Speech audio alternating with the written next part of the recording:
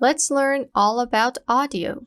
So in this lesson, we're going to take a look at how we can edit audios and use the properties that are available to change the way they sound. So for this lesson, we're going to be using the Audio tab. You can also go ahead and import your own music from your computer and just choose whichever you're comfortable with. So let's head over to the Audio tab where we can get free-to-use music, all categorized in a really nice way. You can go over them and choose something that you're happy with. I will be heading to Young and Bright, and I've chosen this song. If you want to check a song before you edit it, you can double click on that song. It's going to play. You can pause it here, skip through, and see whether you want to use this song. And yeah, so what we're going to do is to just drag this onto our timeline. Now, similar to videos that we learned how to edit, you can get into the properties panel by double clicking on that audio track or selecting it and heading over to this icon. This is the audio panel. You can also, like we said, double click on that audio track and get the panel. So let's first take a look at this bar over here. It's this long thing, and you can see some numbers at the side. I'm going to explain what those are in a second, but essentially this is where you get to adjust the volume of your music. We also have these channels for left and right. We'll get into that soon. But take a look at these numbers over here, and currently we are set on 0. I haven't touched the music, and you can see that it's already set on 0. Now 0 is the original volume of your music, and if I were to go ahead and play this, let's skip through the part where there is music. You can see how the bar just increased, and at some point it was turning yellow. It's quite loud, but it's going from green to red. It's going from green to red, and basically when your music, the bar is going to red, that indicates that your song is way too loud. And if someone were to play your music with headphones on, they will be bothered by it for sure. So you want to keep your audio level in the green area to ensure that it's okay for everyone when they first play it. So we were at 0 decibels. This is the original volume of this song, like we said. But if I were to grab this white thing and just move it up and down, I'm able to adjust the volume of my music. You can see as I'm dragging this up and down, the sound waves down here are also changing. You can see it go up and down. So these numbers are indicating how loud or low your music is. They're measured in dB, which stands for decibels. You can use decibels, type in something here maybe, to adjust your audio. I can either get the slider or I can type in something. Let's go below 0, which is lowering the audio. Like we said, the original volume is at 0. If you go below it, you're lowering that audio. If you go above it, you're increasing the audio. Let's go with -20, hit enter. And this guy is brought down to -20. And the sound waves have also shortened. Let's click away and give it another listen.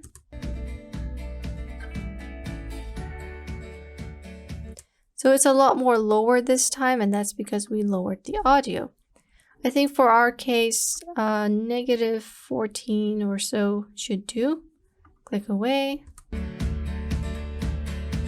And you can see how I'm able to adjust it. I will not go all the way up because it will be way too loud, but there are times where, let's say you have a voiceover and the person in that track is just speaking with a really low tone, then that is an instant where you get to increase the decibel of your audio. But when it comes to music, doing that will just hurt your ears. So you want to keep it around 0 or lower.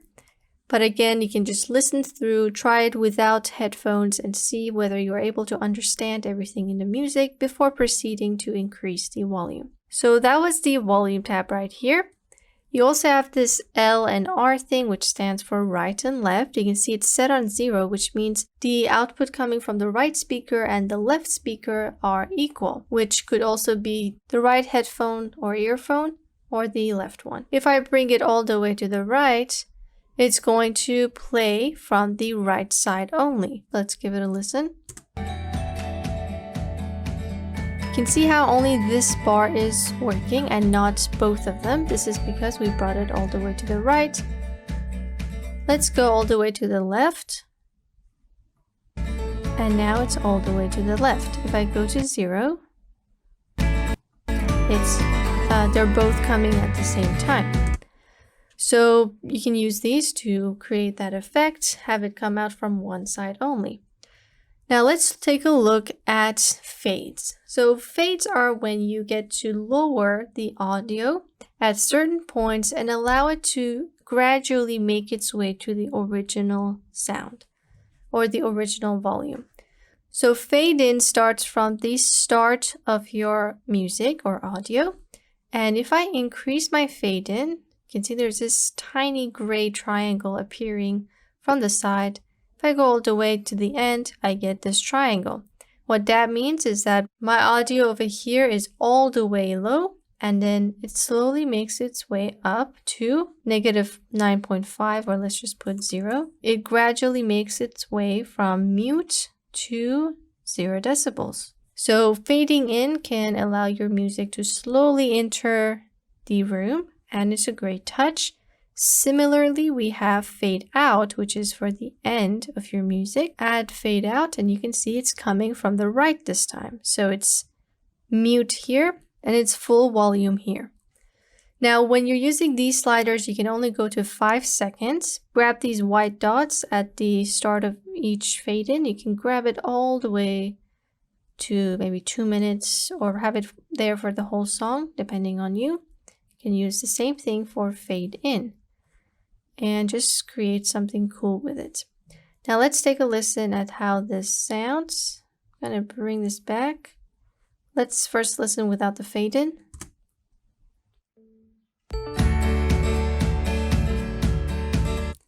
Now let's listen with the fade in. I'm going to drag this here, go back.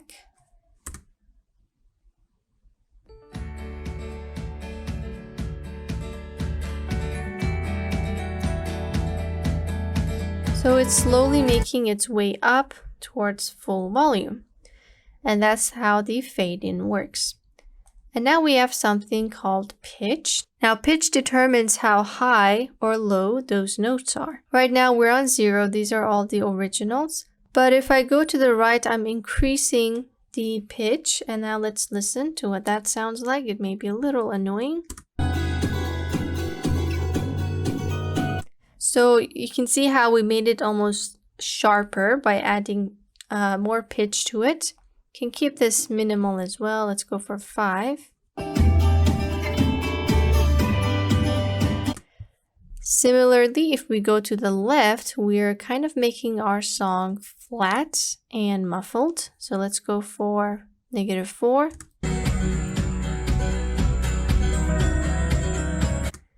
And now to -12.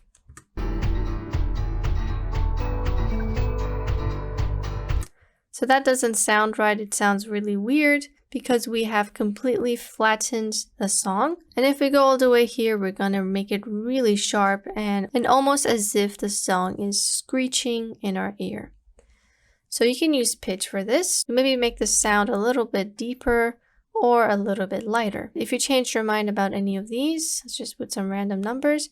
You can hit these undo buttons right here, or hit reset to completely bring back the original setting, so everything would be reset. And then we have something called equalizer. We're going to learn more about equalizer and ducking in another lesson. These are a bit more advanced from what we're learning right now, so we're going to get to these once we've got a general knowledge of how to edit audios in Filmora. So let's skip this, and next we have something called denoise, and as you can see, it removes background noise. Now background noise could be maybe the wind getting caught up in your microphone, people talking in the distance, and other noises that aren't as close to the microphone. So we're going to test this out using voiceovers. I will move to the end here so I can have some space. Now, denoise does not apply to music, but it applies to raw footage, like audio on a video or a voiceover where you need to edit it. But music is finalized and any background noise has already been removed by the producer. So let's go ahead and record some voiceovers. I'm going to click on this icon and start my recording. 1, 2, 3, 1, 2, 3. Okay. So I have this audio right now. Let's increase the volume so we can hear that hissing sound that's in the background. Double click and just increase this to like 6 decibels or so. And now let's listen to the audio. 1, 2, 3, 1, 2, 3. You can hear that hissing sound in the background, especially over here. Let's increase it even more, the volume. Go back. So that is what the denoise tool is targeting. It's targeting things that are not close to the microphone and are not clear enough to be considered words from a person or sounds from an object. That is called background noise. Let's go ahead and turn on denoise. Leave it on weak for now and let's see the difference it made. 1, 2, 3. 1, 2, 3. So the hissing sound is a lot less now, and that is because of denoise. The more you add to this, the more it will target and remove those background noises, but at the same time, it may end up distorting your voice. So let's put it on strong and see what happens. 1, 2, 3, 1, 2, 3. Now, while we don't have that hissing sound anymore, my voice is a little bit distorted. I almost sound like a robot. So you want to be careful with the levels that you're choosing here. Make sure that it's not distorting your audio. Let's try mid. 1, 2, 3, 1, 2, 3. So mid is the best one for this case. You can experiment and see which one works best for you. Now let's take a look at how speed affects your audios. Double click, this time go over to speed. So we learned all about speed for videos, but this time it's applied to audios.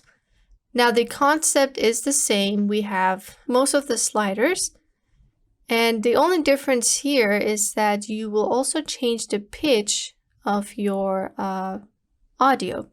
So with video, we didn't really have pitch because the videos we used didn't have any audio, but we are going to test and see what happens when we slow down or speed up this audio. I'm just going to trim it so we just hear a bit of it. Let's go ahead and increase the speed. Right now it's on 1, which we learned is the original speed of your footage. Let's increase the speed by a little bit. By 7 times, zoom in, play this back. So that sounded really bad because we have increased the speed and the pitch of our audio. Let's go to the other end, 0.76. That also sounds really bad. So when it comes to audio, you really want to be careful with changing the speed of that audio because it will end up distorting the whole thing. Let's go ahead and bring this back to 0. We're going to hit reset, get the original settings, and we're just going to take a look at this, maintain audio pitch. Now if I slow it down without this checked, let's put it back to 0.76, which is what we had, and let's give it a listen. See how terrible that sounded because we turned this off. Generally, when you lower the speed of an audio, you're lowering the pitch as well, which goes against the original pitch of your audio. So whether you're decreasing the speed or increasing it, you definitely want to make sure you have this turned on, or else you're going to get a really bad result because the pitch of your audio is changing with the speed. And I'm going to try this again, but in a more realistic way, so maybe 2 times. Turn off the audio and see a before and after. So this is without this. Let's listen to it again, but this time with this checked on. And now let's listen to the original, hit reset.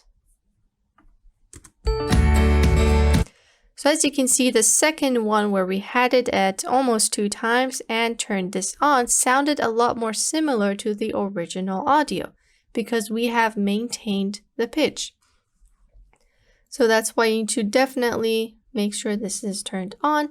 The other features are the same as the video uniform speed tab that we learned, such as reversing it, turning ripple on. You don't really need to reverse an audio unless you have something special in mind. Everything else is the same as changing the uniform speed of videos. We have duration, speed, reverse, ripple, and audio.